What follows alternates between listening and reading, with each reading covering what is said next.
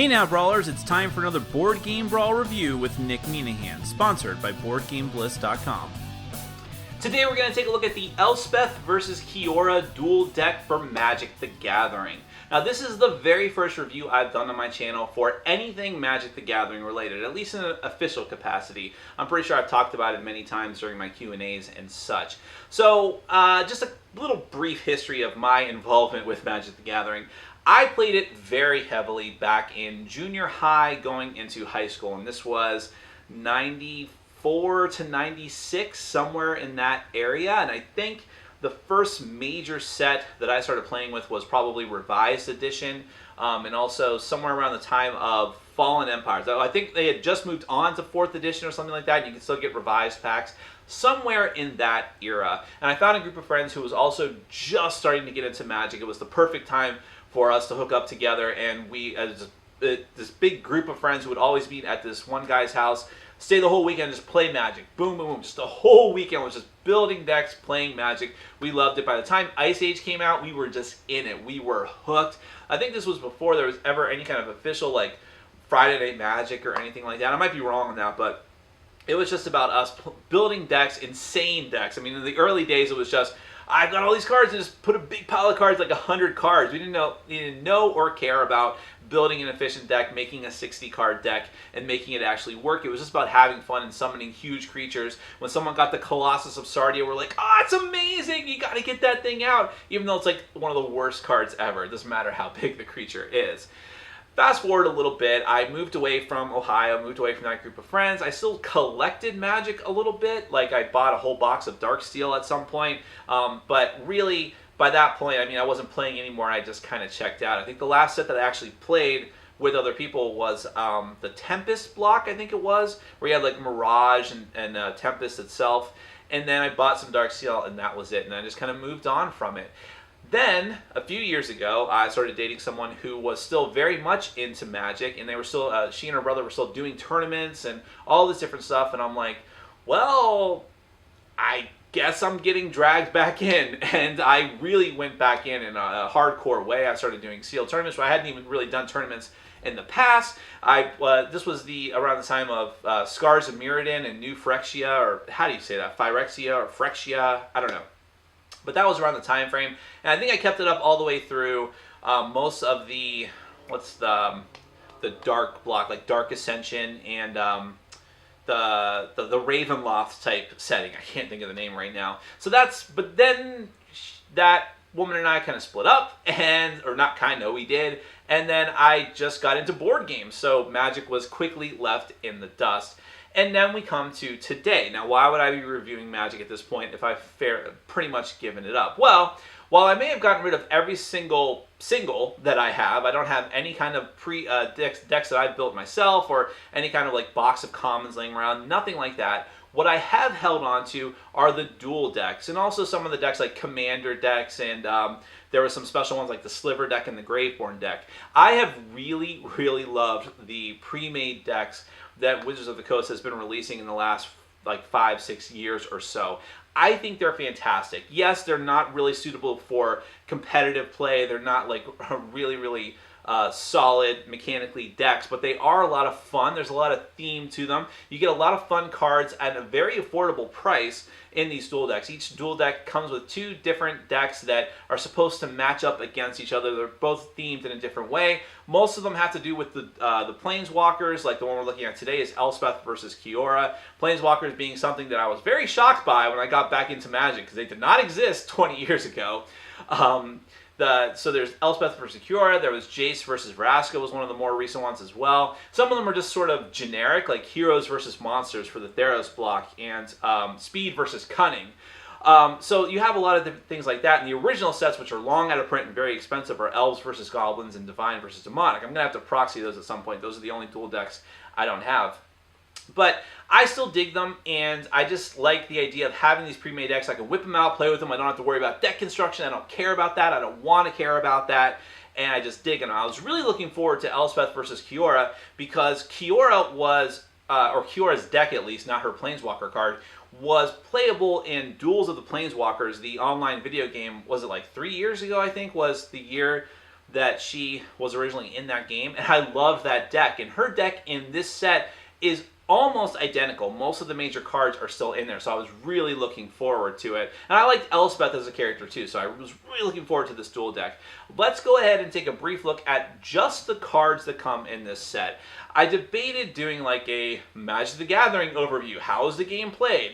But like, come on. Most of you already know about Magic. You know approximately what it's like and how it's played. And I'm also getting ready for hardcore Magic the Gathering fans to just eviscerate me if I make any kind of mistake with the rules or in me talking about strategy. So I don't really want to deal with that. I'm just going to show you the cool cards that I think come in this duel deck. Then we're going to come back and I'll let you know what I think about it as a whole.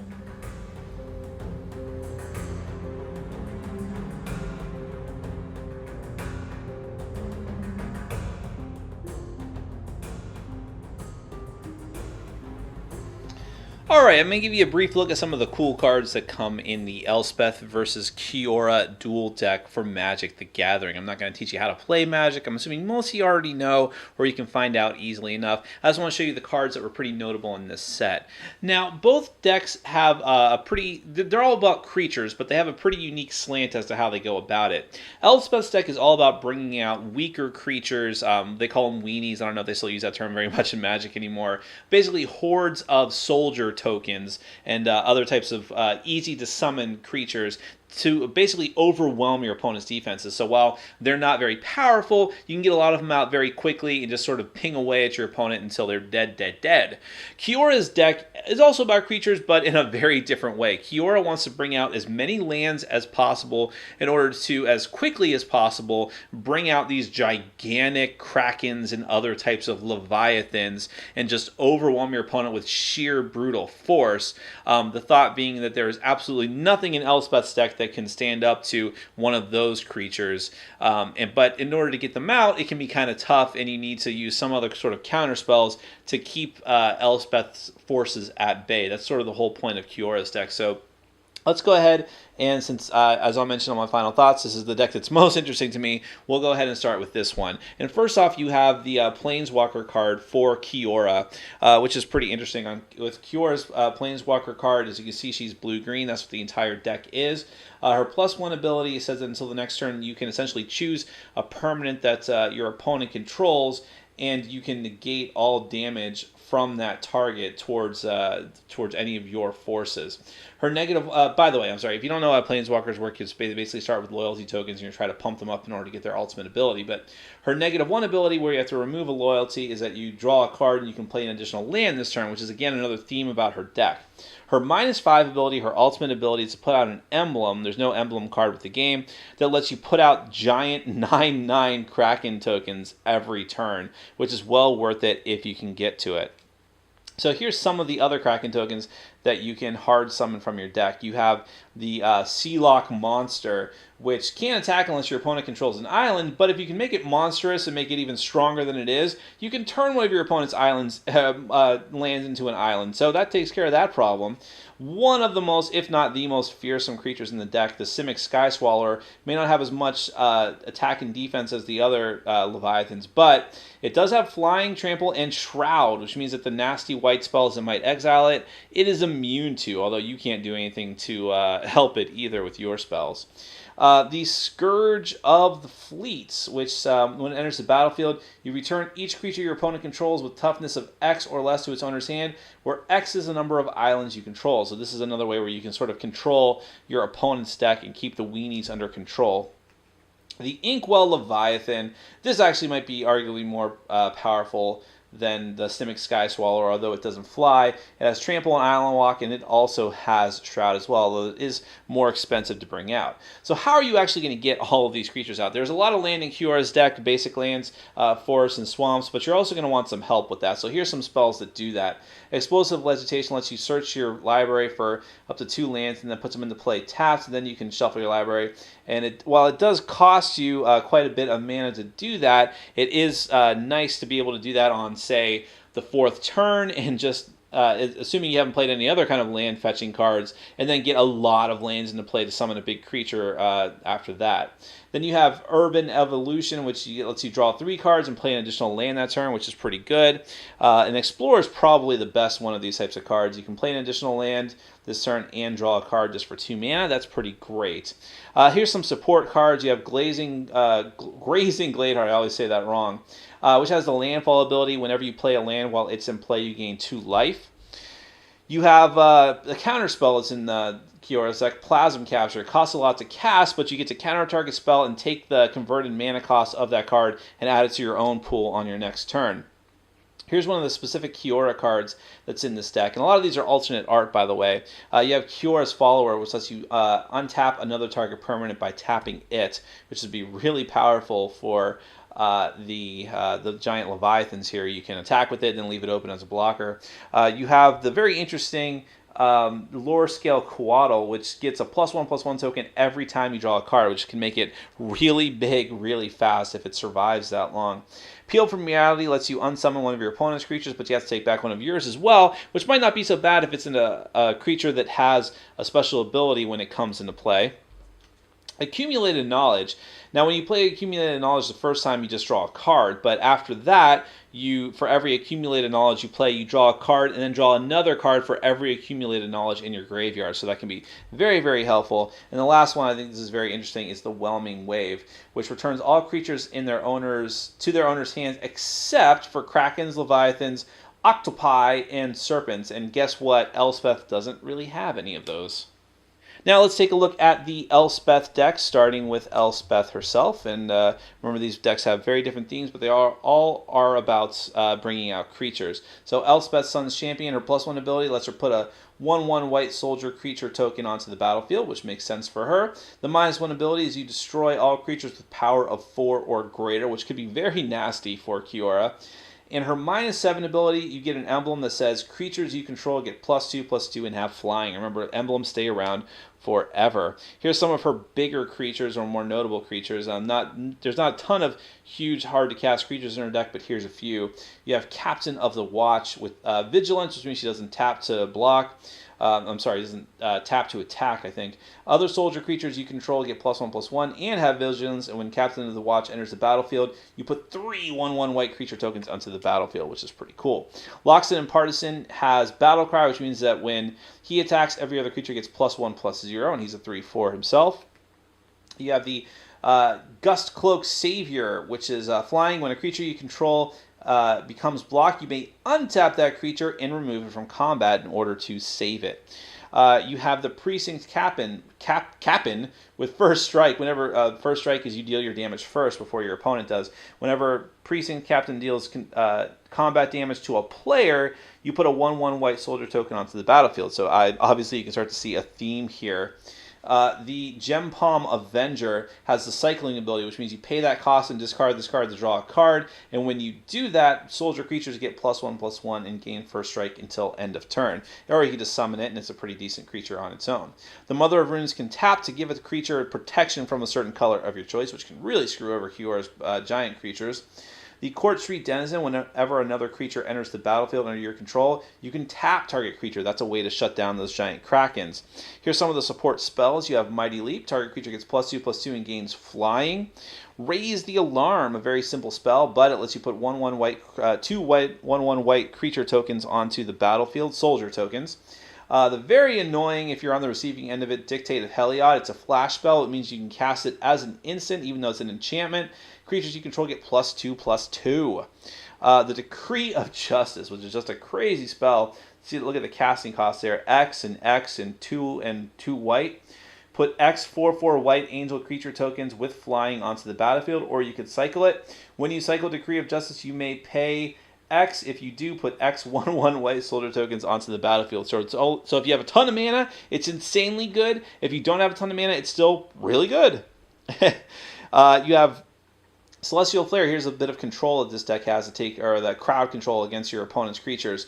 2 white, target player sacrifices an attacking or blocking creature. You really hate to do that against the 9 mana cost Inkwell Leviathan. Then you have Soul Parry. Prevent all damage 1 or 2 creatures would deal this turn. Okay, now let's get to my final thoughts.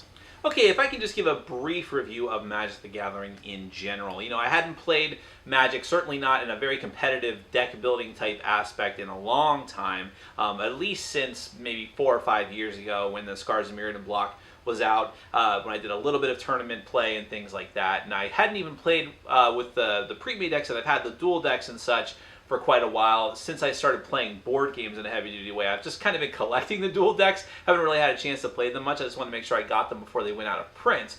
So I didn't know what my opinion would be like now, having played so many hardcore board games and tabletop games. Would it have swayed my opinion of Magic in and of itself? And I think I've gained a bigger appreciation for it, actually, because Magic, at its core, if you cut away all the extra stuff, the collectible aspect, and the whole lifestyle game aspect of it, at its core, Magic is a very solid game, and there's a reason why it has stuck around for so long.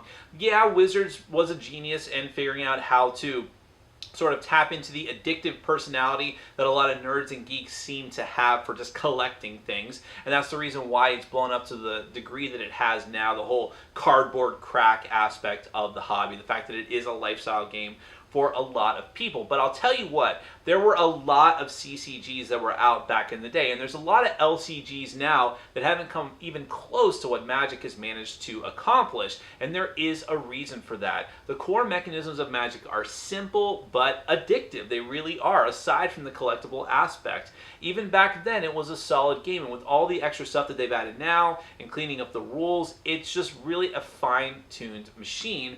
And I'm surprised by how much I still enjoy the game. I will never go back into the collectible aspect of it. To me, it's just a waste of time. I'm having a lot of fun buying these dual decks and the other pre-made decks, and I'll probably even pick up the Commander decks that they came out with this past year because I like those as well. But I'm not going to bother with any of the expansion sets that keep coming out and trying to keep up with those. It's just not for me anymore. But if you like it, more power to you.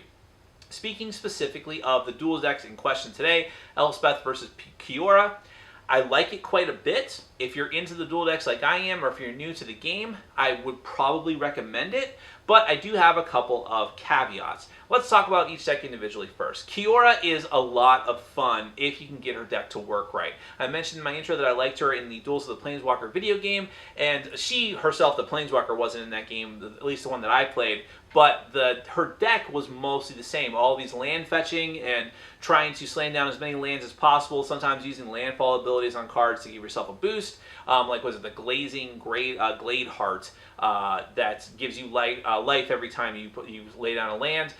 Things like that, and just a little bit of control to help stave off your opponent, like some counter spells. There's a really wicked counter spell in this deck that's sort of like a weaker version of Mana Drain from back in the day, but still very powerful, where you get to suck out your opponent, a counter spell, suck out your opponent's mana, put it into your own mana pool for the next round. So you have cards like that, a lot of unsummoning cards as well, all buying you time to put out these really huge Leviathans and Krakens that are just great and a lot of fun if you can manage it. So I love the whole idea and theme of her deck, and her Planeswalker card in and of itself is really cool too, because her +1 ability lets you sort of, again, control your opponent, keep them from doing too much damage to you, and keeping her potentially alive in order to get to her emblem ability of putting out all these Krakens, which is just amazing if you can actually pull it off. So I dig her deck as a whole. The Elspeth deck is fun as well, although I'm less sort of impressed by it. First off, because I already have another one of the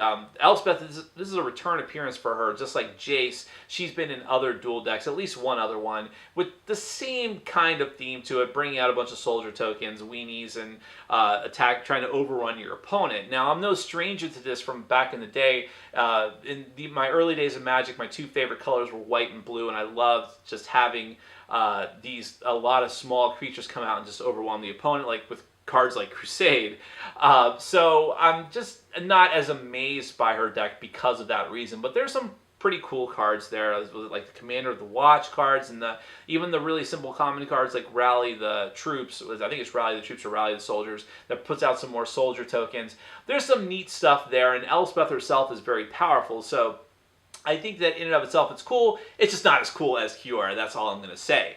The big problem that I have with the dual deck set, and it's something that I've had with a problem I've had with other sets in the dual deck line as well, is that they're supposed to be made to match up against each other well, and I really doubt that. I've played with this set now 6 times with 2 different people. One of them a very experienced Magic player, one of them probably more on my level, and I've gotten, I think, almost an even amount of games. I think I've probably played with Kiora's deck 4 times and twice with Elspeth, and really, Elspeth has a huge advantage. I think out of the 6 games, I think Elspeth deck won 4 or 5 times, really handily, very easily. A lot of that can just be attributed to the randomness of Magic. Sometimes you just get garbage that you don't know what to do with.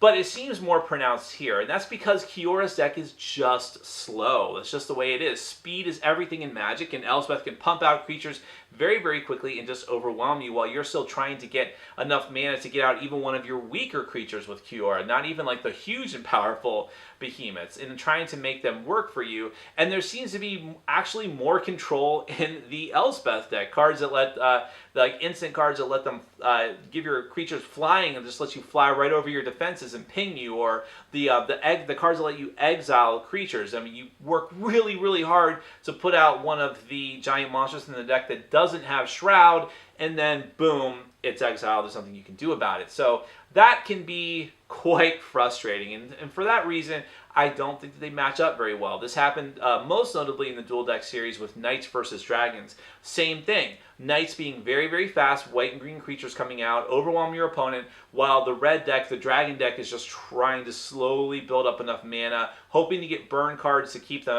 his opponent at bay, trying to put out these powerful dragons, and just, you know, by the time that happens, you're dead.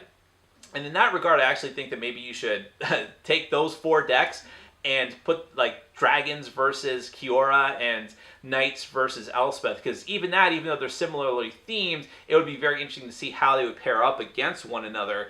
But on their own, the 2 decks, those 2 sets, just don't match up very well against each other. The Knights versus Dragons and Elspeth versus Kiora. And I've kind of noticed that in other Duel decks as well. So I don't know what's up with that. But even though they say you're not really supposed to be mixing and matching the different Duel decks between the different sets, I still have a lot of fun doing it, and that's probably the main way that I'm going to use this. This is just going to be another randomized Duel deck that I'm going to use the next time someone wants to play Magic, and I'm totally okay with that. But still, the decks are fun if you don't care too much about winning or losing or having balanced play, and even if you're new to Magic, this is an interesting set to start with because I think they're really fun. They're very thematic decks. They definitely have different play styles that will appeal to different people. If you're one of the players like me that just enjoys bringing out creatures, whether they're big or small, and just having a lot of fun with those, as opposed to just having like kind of weird off-the-wall decks like control decks or just direct damage decks, this is definitely going to be the Duel deck for you because it's quite a lot of fun in that regard.